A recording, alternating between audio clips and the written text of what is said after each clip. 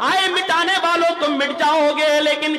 قرآن نہیں مٹے گا، برباد کرنے والوں تم برباد ہو جاؤ گے لیکن قرآن برباد نہیں ہوگا۔ ترپورہ کی سرزمین پر مسجدیں جلا دی گئی لیکن سجدہ کرنے کے لیے مسلمانوں کے لیے زمین کی کمی نہیں ہے۔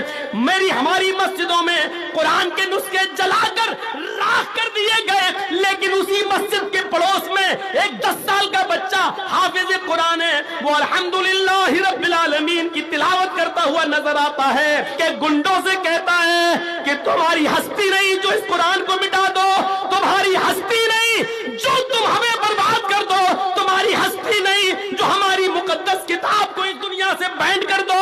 تم خود مٹ جاؤ گے، تمہارا وجود ختم ہو جائے گا، تمہیں ہٹلر اور حجاج کے سب میں لکھا جائے گا لیکن تمہارے باپ میں اتنی بڑی طاقت نہیں ہے جو ہماری اس کتاب کو جلا سکو۔